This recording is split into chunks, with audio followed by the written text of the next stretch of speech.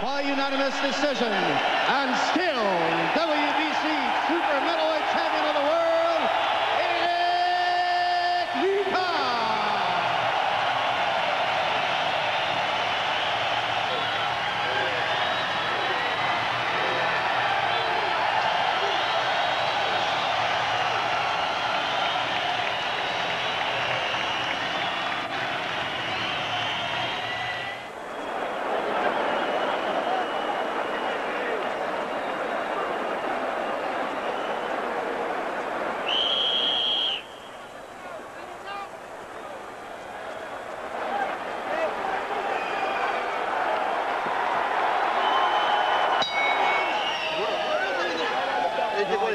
You gotta bring those punches up, okay?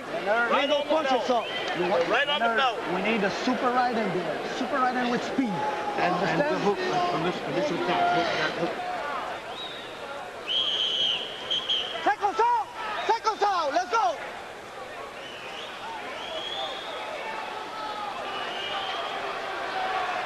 Romania!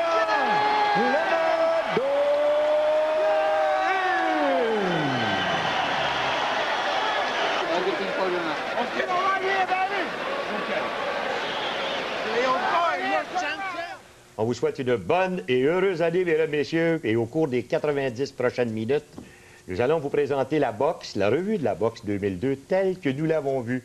Et justement, pour cette revue, ça me fait plaisir de vous présenter nos analystes, nul autre que Bernard Barré. Vous le connaissez bien, c'est presque l'enfant légitime maintenant de Yvon Michel.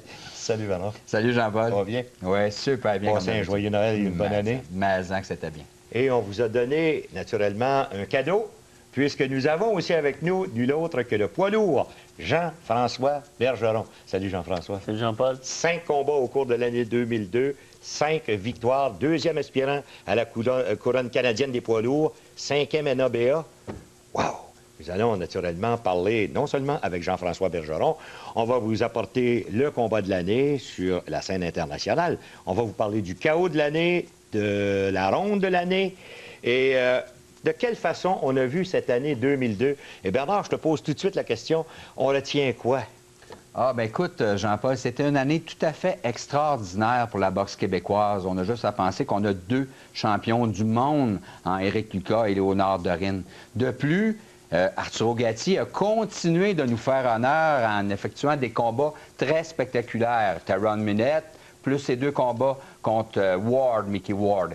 Donc, de ce côté-là, ça ne peut pas être mieux. Et si on va maintenant du côté international, on a Lennox Lewis qui a repris sa couronne des lourds, Roy Jones qui continue à dominer chez les mi-lourds, et Oscar De La Hoya, lui, qui a repris sa couronne chez les super moyens, super mi-moyens. Donc, on a quand même de bons modèles de boxe. Au-delà de bons boxeurs, on a de bonnes personnes qui détiennent les bonnes couronnes. Bravo. Et si on demandait la même question, Jean-François Bergeron, en l'an 2002, tu as retenu quoi de la boxe? Est-ce que ce sont tes 5 victoires à toi ou est-ce qu'il y a quelque chose qui t'a frappé dans le monde des poids lourds? Bien, d'un poids lourd, ce qui m'a frappé, c'est comme un peu tout le monde, le combat de Tyson Lewis. On attendait ça depuis longtemps. Puis je dirais dans les autres poids aussi, c'est que les vedettes ont décidé de boxer ensemble. On a vu Morales et Barrera, on a vu De La Hoya et Vargas. Donc, c'est bon pour la boxe en général, c'est bon pour le public qui veulent voir des bons combats. OK, bravo, justement. Et au Canada, naturellement, nous allons vous parler aussi de ce qui s'est passé chez nous parce qu'il y a toujours cette relève qui s'en vient. On a aussi des types, genre Alcine, qui a gagné son championnat canadien, Diaconou, qui a très bien fait en Roumanie et un petit peu partout. Et avant d'aller dans plus de détails, si on vous posait, parce que Bernard, j'espère que tu nous as amené une question facile. Ben oui, on commence l'année. Comme toujours, Jean-Paul. On commence l'année. En quelle année et à quel endroit la boxe professionnelle a-t-elle débuté au Québec? Oui. Chez nous à Sierville. Ah, au Québec. T'as pour dire chez nous à Sierville. En 1820 à Québec, 1830 à Montréal, 1840 à Hull, 1850 à Trois-Rivières ou 1860 à Saint-Hyacinthe. Oh. Alors, si vous le savez, mesdames, messieurs, vous me le direz. Alors, ce que nous allons faire tout de suite, on va faire la pause. Vous pouvez aller chercher ce que vous avez besoin dans le moment, parce que dans quelques instants, nous allons revenir avec les déceptions de l'an 2002.